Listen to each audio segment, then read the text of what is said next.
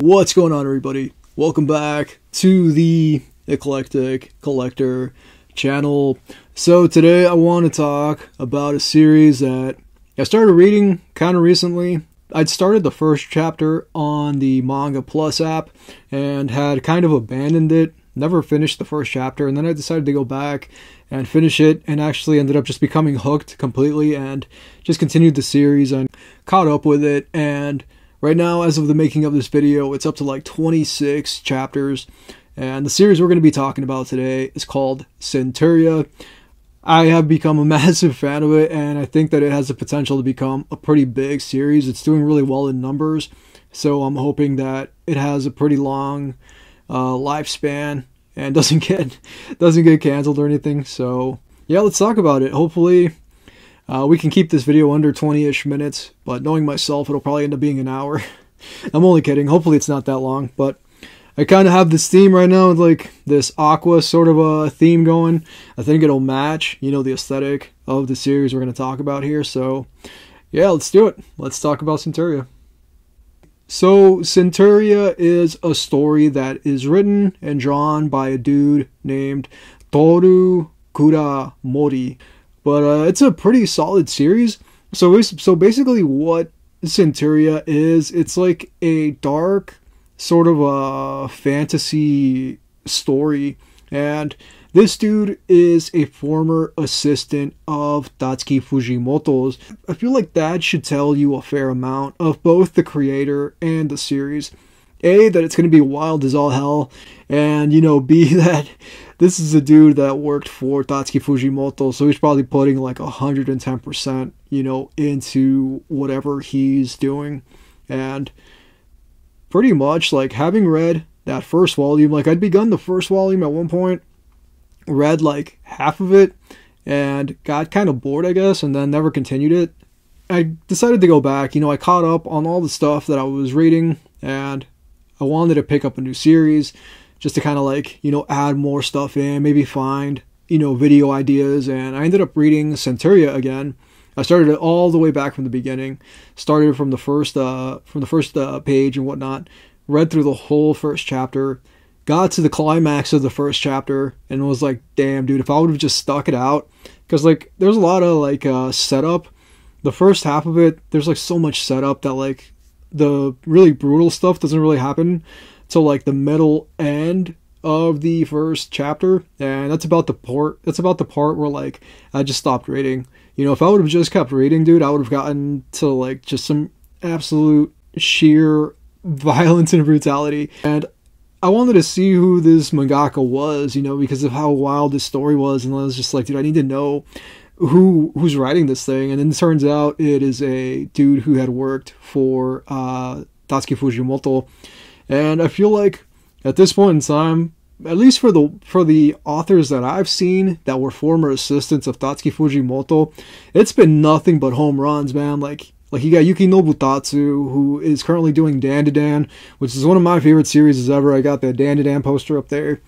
I saw the first Encounter or whatever it was, 3 episodes in theaters. I haven't watched them on whatever streaming service they're on right now. I haven't watched them on there, but I did watch the first 3 episodes in theaters. And it comes with like a intro interview or whatever that takes up like half the runtime. And yeah, I'm a huge fan of the manga of Dandadan. I'm caught up with the manga for Dandadan, and I'm also a huge Yuji Kaku fan. Like I love Hell's Paradise, and it's a shame, about his other series, Ayashimon, not, pretty much getting axed. And I'm hoping the same doesn't happen to Centuria. Like, so far, it's looking pretty good, I think, and it's got a ton of readership. At least from what I see on the Manga Plus app, it does have quite a bit of readership, so I'm hoping that it's a series that ends up being able to last a pretty long time. But, I mean, to me, 3 out of 3, that I've seen that were, former assistants of Tatsuki Fujimoto that have all put out just banger series. I'm really excited for the future of this story. And what Centuria essentially, like, revolves around is a kid named Julian. So, pretty much, Julian lives in this world where people take slaves or, like, sell people off into slavery. And he at one point I think is sold off into slavery, if I'm not mistaken, I think by his mother or something. She sells him off into slavery. I forget like what the actual context was of that, but the story pretty much opens with Julian essentially beating up his master, and at one point in time that master had killed another kid just because, I guess, like because reasons, and nothing happened to the guy because, you know, it's a slave, and technically it's like he owns this person, and it's kind of screwed up, you know, to the possibility, you know, that somebody can own someone else and essentially hurt them, like kill them or whatever, and not face any sort of consequences. And it kind of coincides with, I've been reading by Brandon Sanderson, or not reading, I read it years ago. I read the Stormlight Archives, the first 2 books. No, I'm sorry, no I didn't. So years ago, I'd read the first book in the Stormlight Archives collection, I guess, The Way of Kings, and recently I've been listening to the audiobook for the Way of Kings, and I absolutely love it, and I highly recommend it. Either read the book, which is like this big, dude, and it's over 1,000 pages, and I read the whole thing, and I started to read the second book and never finished it, and I wanted to read the second book, but I wanted to like go back and, you know, essentially reconsume the story from the first one, because like I don't remember what happened, so I decided to do so in audiobook form, and the audiobook is incredible. As far as I know, there's 2 voice actors that do the voices for like the various characters, and there's a character in The Way of Kings named Kaladin Stormblessed. Stormblessed is like his nickname, but his name is Kaladin, and he is a dude who grew up kind of admiring like soldiers and whatnot. He wanted to become a soldier. His dad is like a surgeon, and his dad wants him to go off to like a school in this place called Carbaranth and become a surgeon or whatever, and then come back to the village or the town or whatever where they're from, and pretty much like, you know, keep up the work that his dad had begun. You know, after his dad retires or whatever, you know, he would be taking over, but he wants to be a soldier, and he does eventually become a soldier. Something happens. He's betrayed by this superior, and he's essentially sold, I almost want to say like slavery. He becomes kind of, in a sense, like a slave. He's got a brand like on his forehead that is like a slave brand, like a trader brand or whatever. And like he ends up coming to hate, you know, these group of people. Like it's kind of different, you know, than like the way our world is, you know, like the way that class structures are set up in this world. It's people that either have like light colored eyes, like light blue, whatever, light green eyes or whatever, are like the hierarchy, and then people with like darker eyes, like myself, you know, would be like the lower echelon. You know what I mean? We're like at the bottom rung, just based on eye color. And that's the way that the world structure works in the world of the Stormlight Archives. And pretty much like you have, like I said, you know, people that are up here based on the color of their eyes, and the people that are down here, you know, if their eyes are like a little bit darker, and you can become essentially like a sort of light eyes by getting this armor, this shard plate, as what they call it. I think it's called shard plate, and you become like a shard bearer or whatever. And there's like a whole, you know, thing with it, with this world. But I'm getting to a point. Please please believe that I'm getting to a point. It's going to link up to Centuria. But I also just really wanted to talk about Stormlight Archives. I don't want to spoil it, you know, for anybody that maybe does want to read it after hearing me talk about it. So I'm just going to say like a little bit of it. Plus there's like a bunch of characters, so I'm not going to spoil every single thing. But Kaladin at one point in time gets like a sort of power, and he's able to do certain things, and he uses that power to try to help his friends, you know, that he's made at this like sort of war camp. And he's a thing, after he's been sold into slavery or whatever, he becomes like this thing called a bridgeman. And there's these chasms, like these huge chasms that are like, I don't even know how many meters, you know, wide. And they carry these bridges that are like 30 dudes or something like that to carry a bridge. So I feel like that's got to tell you like how massive these bridges are. And they essentially like throw them over these chasms, and soldiers come and pretty much roll over the bridges. And Kaladin at one point in time gets this sort of like ability that he can drain the energy out of like they have like spheres or whatever. They're like the money of this universe, and he's able to drain the energy from spheres, and in doing so he gains kind of like a superhuman sort of ability, which is like an ancient ability in this universe. And that's where it kind of for me ties into Centuria. Neither is, you know, based on the other. Obviously Centuria is not, obviously, you know, that's not based on Centuria because that came out years ago, but I don't feel like Centuria borrows from that either. Like, I don't think either creator is aware of each other. I just, you know, I think that's a cool, you know, thing that is inserted into that story. And then, you know, something similar happens in Centuria, where like you have this dude who's also like a slave, and there is this part where there is a massive sacrifice. And I don't want to say too much because it's super easy to spoil this thing, and you know, it's a great story and I kind of want you all to read it, so I don't want to go too far into like spoiling, you know, what happens. But what I will say is that, you know, at one point in time, he's like a stowaway on a ship, and he meets a woman on the ship named Mira who is pregnant, and unfortunately something happens, you know, to Mira, and he ends up having to raise her baby as like his little sister.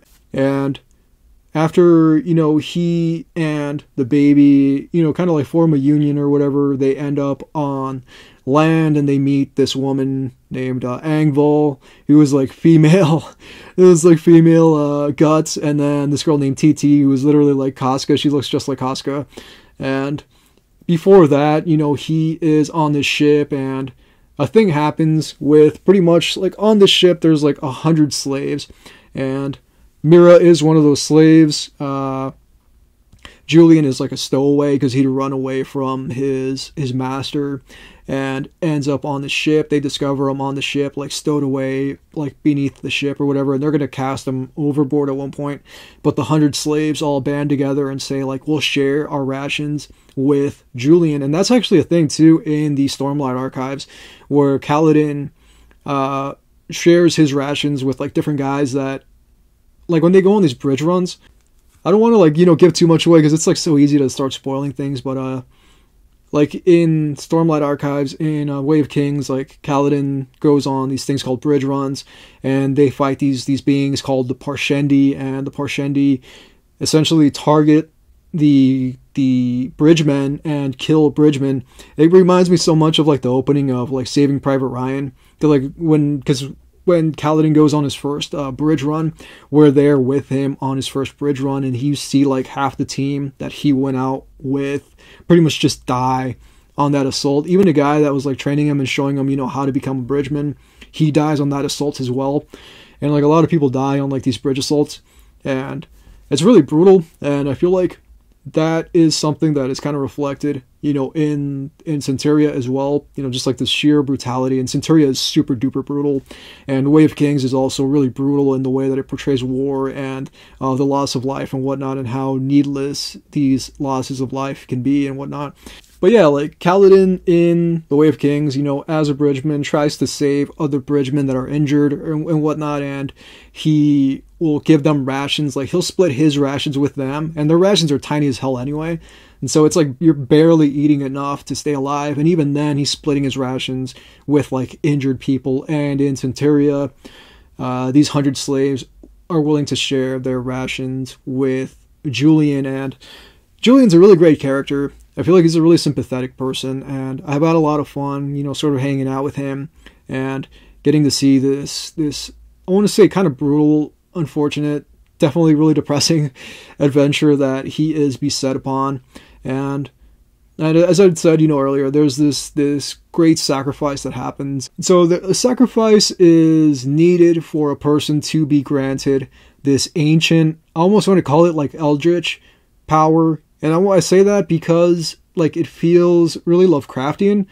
Like it feels extremely Lovecraftian, down to the point where like this being that comes out of the water, because they're on the ship and whatnot, and there's like prerequisites that need to be met. And the story even tells you, like the beginning of the story, these dudes are having a conversation. It's like the exposition conversation, instead of there being a voiceover that says, you know, and little did they know that, you know, blah, blah, blah. But they pretty much, like the sailors or whatever, the slavers, you know, go over like a specific pass or whatever, like in the ocean. And one of them comments to like the captain of the ship that they're going to go over this pass, you know, where there's like said to be ancient sea-dwelling beasts, and if we go through there, we may incur their wrath or whatever. And they do go through there, and a thing happens where a lot of people die, a lot of the slaves die, and it's paid in a sort of sacrifice, and there's got to be like a selfless sacrifice as well. Yeah, this story like gets so brutal, dude, and pretty much Julian and I want to say the baby and Mira's baby Diana gain like these sentient like sort of powers, like these sea dwelling sorts of powers, and Diana's still a baby, so she can't really use her powers, but Julian is able to essentially use his powers, you know, right off the bat. And as the story goes, him having this like sort of sea creature, ancient, you know, like eldritch sort of ability or whatever within him, the sea isn't allowed to hurt him. Like, the sea creatures are not allowed to hurt him because, you know, the ancient being that gave him this power is essentially like guarding over him, you know. And if a sea creature or whatever tries to harm Julian, they pretty much have to answer to this ancient like sea dwelling Cthulhu creature, you know, just like a ton of eyes, really Lovecraftian sort of a creature. And I could see that actually being an influence, you know, like I could see Lovecraft being an influence on Centuria to some extent. But it's such a wild story, dude, because the fantasy elements of it are solid.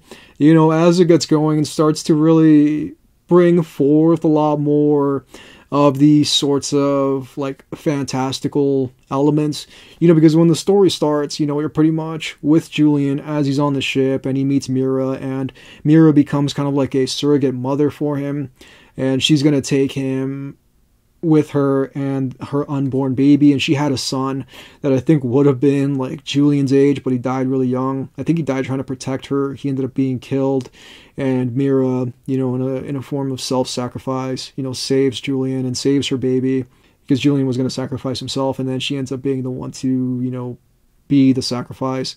And at some point in time, you know, he ends up on land, and he's rescued by these characters named TT and Angbol, and I love those two characters. I love Angbol most of all. I think Angbol is possibly my favorite character in the whole series, and she's so much fun and she's so cool. She's absolutely gigantic too, just like towering woman, just such a incredible character. One of my favorite people that I've met in this universe. And you know what?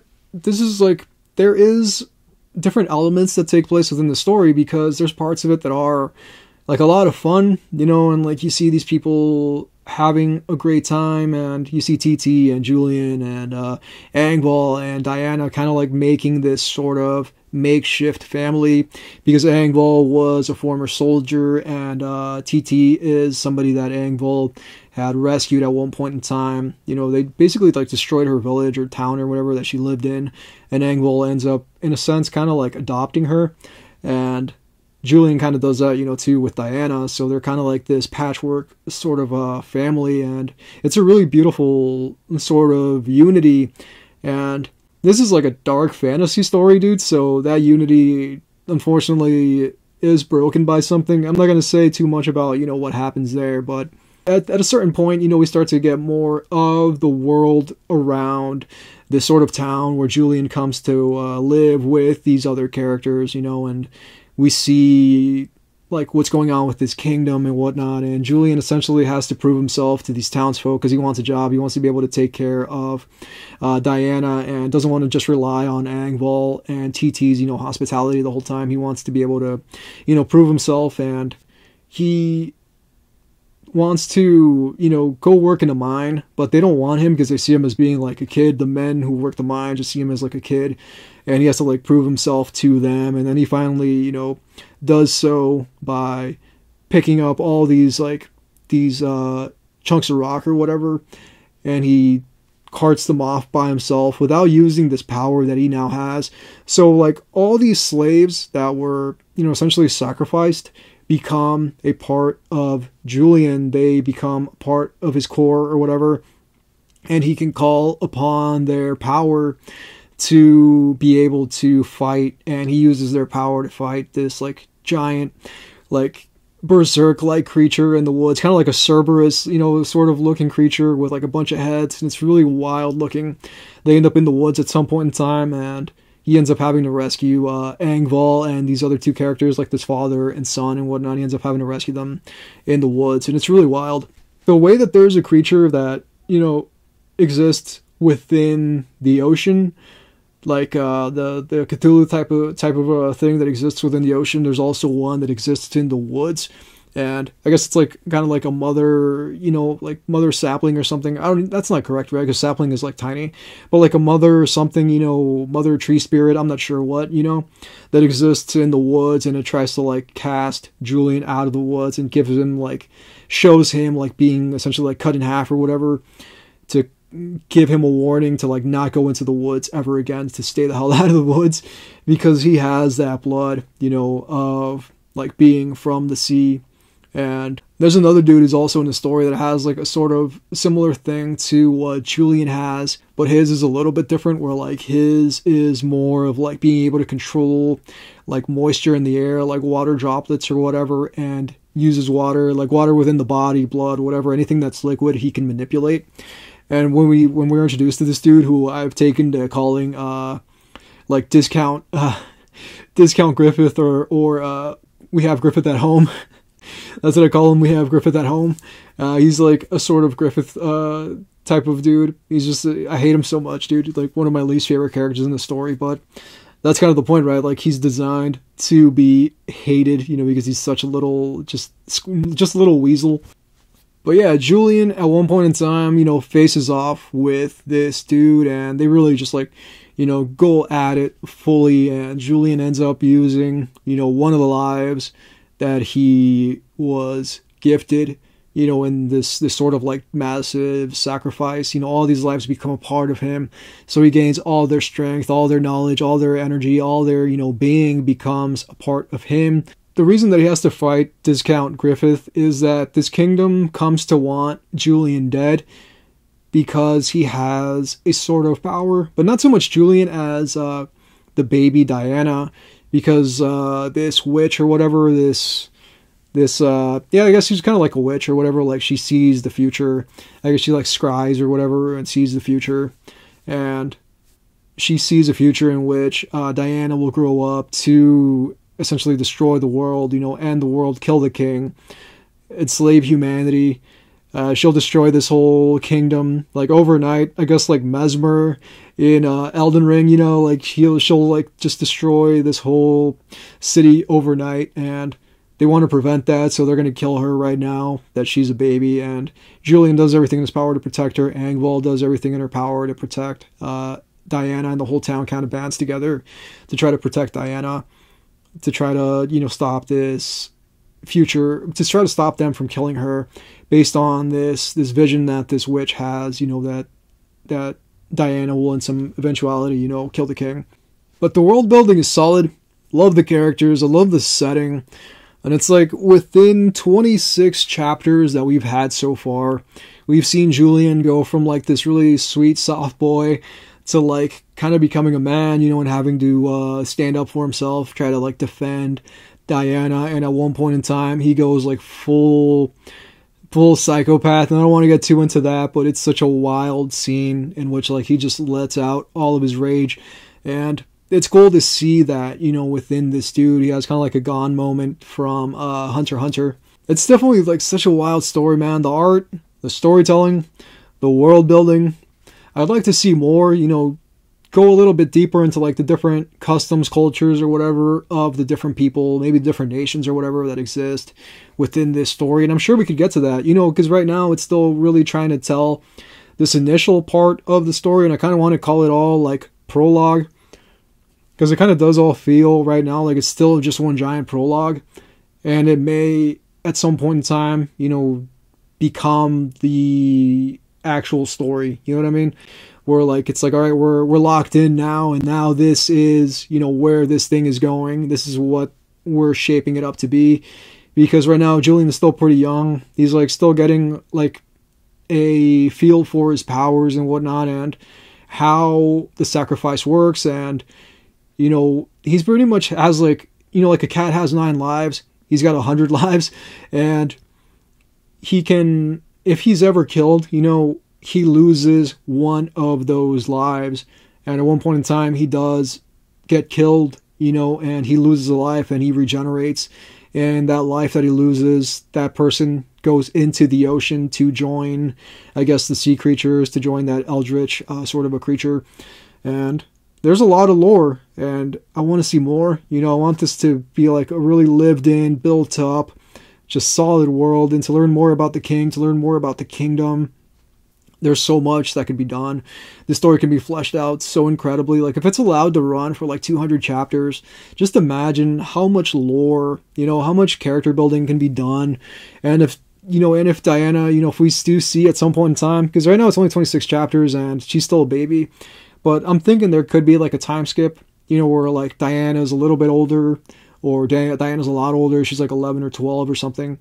And we do see a panel, you know, of Diana bringing this prophecy to life, and for the most part it's just, you know, the thing that this witch lady had said, but it's not necessarily, you know, factual yet, but it could become a factual thing. And that would be wild, you know, to see Julian have to essentially fight this girl who was like his little sister, who was entrusted to him, like whose care was essentially entrusted, you know, to him, and to have to fight her or potentially even kill her in some future, I think would be really bittersweet, really sad. But I could see that being possibly like the ending, you know, of the story, or near the ending of the story or something, where like there's nothing he could do. You know, he tried to save her, he tried to protect her, he tried to teach her the right way, but ultimately she is this power, you know, that is just evil. And, you know, not because of her own malice, but because of influences of having this energy within her from birth. You know, it shapes her. It's an absolutely wonderful read.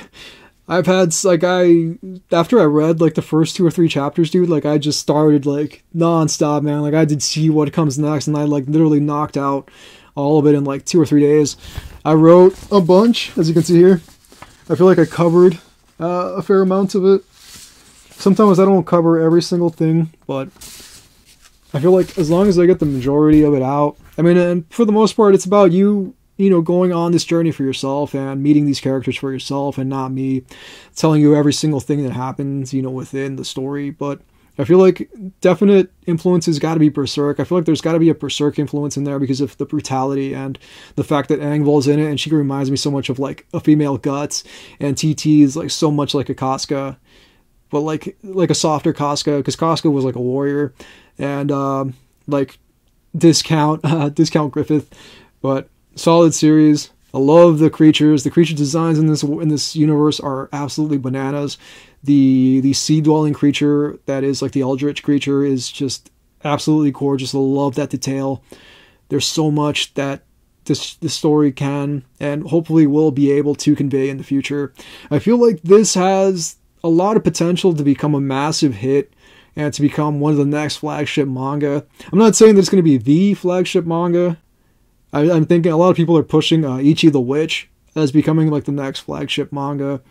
And I've been reading Ichi the Witch, and I think it's really good too. I may eventually talk about it in a video. But yeah, I hope Centuria does stick around for a long time. I hope it has like 200 chapters or more, you know, and I've had a ton of fun with it. So I'm excited to see where it's going to go in the future. Yeah, there's a lot of really good writing out there that deserves recognition, and I think Centuria has the potential to become a pretty big series over time. Yeah, that's all I got for you. Thank you so much for hanging out with me. It means the absolute world. If you watched this insanely long video, it got way longer than it should have. It probably wouldn't have been this long if I didn't start talking about the Way of Kings, but I'm not going to cut it out. I'm going to leave it in. If you want to see more of me, if you like what I'm doing here, you can support me by going over to Patreon and becoming a patron. Patrons get videos up to like 5 days early, sometimes 2 days early, depending on how much time I have before I actually drop these videos on YouTube. They will become available on YouTube, but patrons do get them a little bit earlier. And there's also like behind the scenes stuff that I do. I usually show like thumbnails and whatnot for new videos a little bit before I'm actually going to drop the videos on YouTube. Sometimes I even talk about the ideas that I have coming up for videos like weeks in advance over on the Patreon. And patrons get their names in the video, so that's another thing. It's $2 a month. Probably never going to be more than $2 a month. I want to make it accessible for everybody that wants to support what I do here. And yeah, that's all I got for you. Thank you so much for hanging out with me. It means the absolute world. Thanks for watching, as always. Pretty wild. We've been doing this for like over 3 years, and people still watch this, and they comment, they care, that you all comment and care, and hang out with me. You know, sometimes it's not week after week, because sometimes I don't put a video off for like 3 weeks. But yeah, regardless, you know, whenever I see you all, it means the absolute world to me. It's so much fun to hang out with you and to know that people watch these videos and, you know, care about my opinion. I still have like kind of like an imposter syndrome about that anybody actually watches these videos. But yeah, that's all I got for you. Thank you so much for hanging out. Please take care of yourselves.